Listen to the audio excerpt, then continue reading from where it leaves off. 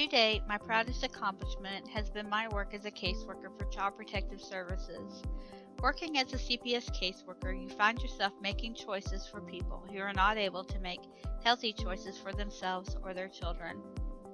There are many reasons that family systems break down and need the help of CPS.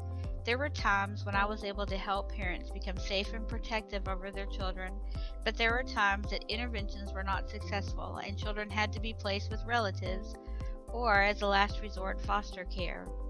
One thing is, I always reflected on the decisions I made and questioned if that was the best decision for these children. Or were there more options I was not seeing? Recently, on a trip to Waco, I was reminded of the Waco siege that happened in 1993. You see, the Branch Davidians were a religious sect that had separated from the Seventh-day Adventist Church and lived at Mount Carmel Center Ranch in the community of Elk, which is on the outskirts of Waco. During this time, their leader was a man named Vernon Howe, also known as David Koresh. Over 100 people lived in the compound. There were whole families of husbands, wives, children, even grandparents. Housing was with dorm-style rooms, and meals were served family-style with everyone eating together. Over time, as David Koresh preached, he began to share scriptures that showed that he had been the chosen one. His sole purpose was to procreate, to build up his army against the Babylonians, which was the outside world. He separated husbands and wives and said that he was the only one who could have sex with the women, and he showed his followers scriptures in the Bible that appeared to support this argument that he was the king. Some couples could not follow this doctrine and left the compound. They made reports of physical abuse of the children and possible sexual abuse as well. In 1992, Child Protective Services in McLennan County opened an investigation.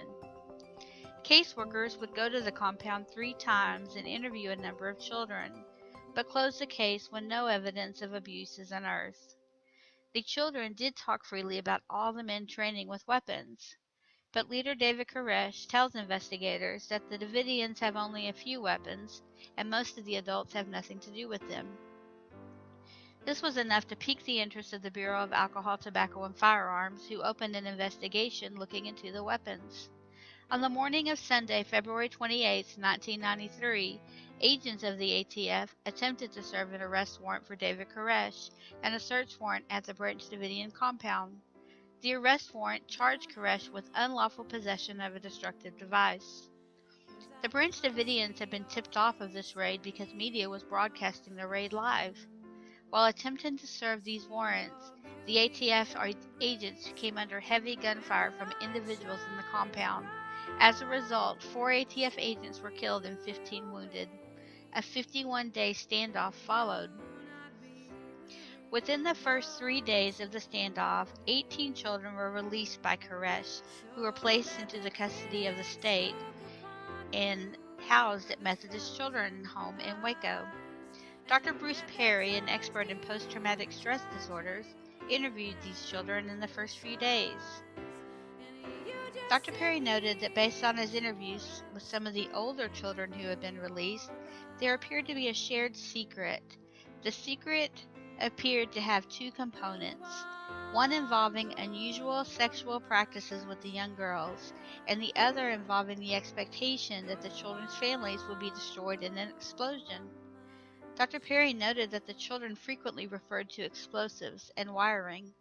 Many of the children spoke of their parents as dead, indicating to Dr. Perry that there may have been some group consensus within the compound about a final end to the standoff. Dr. Perry provided additional details about the children's religious life and social life inside the compound. The children portrayed life inside the compound as completely revolving around Koresh. The children were instructed to refer to Koresh as their father, and as to their natural parents as dogs. Children who are not fathered or adopted by Koresh were called bastards. When asked to draw family pictures, many of the children appeared confused, or drew favorite groups or clusters of people. The interviews also revealed a siege mentality within the compound. Residents felt safe only in the compound, perceiving a constant threat from enemies on the outside. These children were socialized in such a way that this information only came out after daily contact over a time span of near a month. Dr. Perry also noted that heart rates of these children were higher than normal due to anxiety levels. David Koresh never released any of the other 21 children. He would tell negotiators that his children were different than the others, and that the negotiators were now dealing with his biological children, and he would not negotiate their release. In April of 1993, the FBI requested a plan to tear gas the compound. There are no gas masks for infants or children, but the FBI felt the parents would be protective enough to escort their children to safety. They underestimated the loyalty to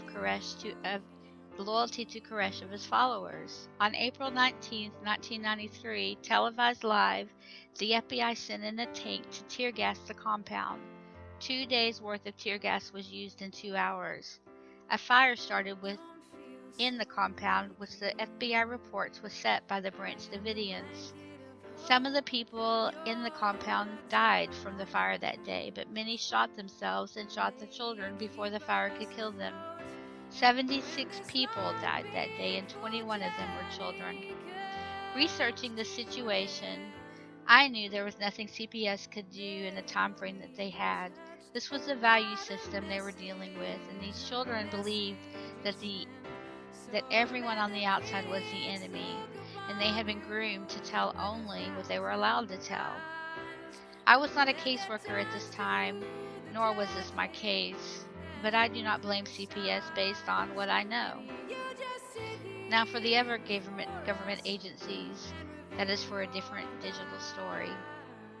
At the end of my trip, I decided to visit the site of the Mount Carmel today, and I reflected on the events, and what I saw was a senseless tragedy and a huge government mess.